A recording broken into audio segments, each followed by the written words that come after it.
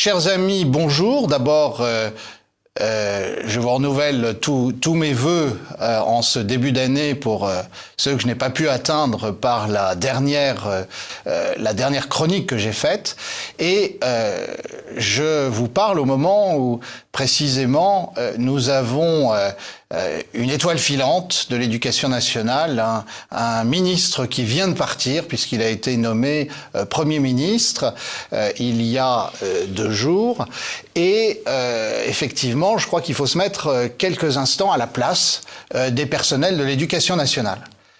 On leur avait expliqué il y a 5 mois, 6 mois, qu'on allait voir ce qu'on allait voir, que c'était un ministre qui allait remettre les choses en ordre après les mois, le temps mouvementé de Pape Ndiaye. Et puis, à peine est-il installé avec des mesures chocs, avec des annonces, avec des gadgets spectaculaires comme le retour de l'uniforme à l'école, eh bien, ce ministre s'en va. Et il s'en va parce qu'il est appelé à de plus hautes fonctions. Alors certains diront c'est le même gouvernement, c'est le même président de la République. En étant Premier ministre, Gabriel Attal continuera à avoir un œil sur le sujet de l'éducation nationale, mais je crois qu'il faut se mettre à la place des gens qui travaillent à l'éducation nationale depuis des années, qui sont sincères dans leur engagement sur le terrain, qui ont vu passer tant de ministres, tant de circulaires, tant de textes nouveaux, tant de révolutions qui allaient enfin tout changer pour que le paquebot puisse fonctionner comme il fallait. Je me suis amusé à faire un calcul. Un ministre de l'Éducation nationale, depuis 1968, reste en moyenne 2 ans et demi, à peine 2 ans et demi. Donc vous voyez, c'est extrêmement peu.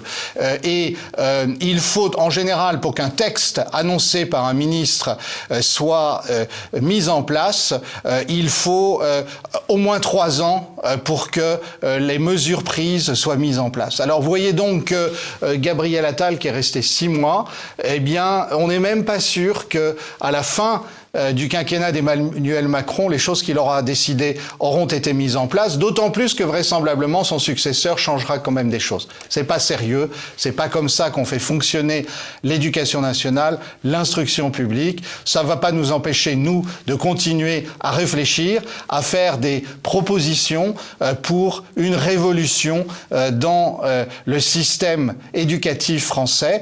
Nous allons continuer à en parler tout au long de cette année 2024. Merci et à très bientôt.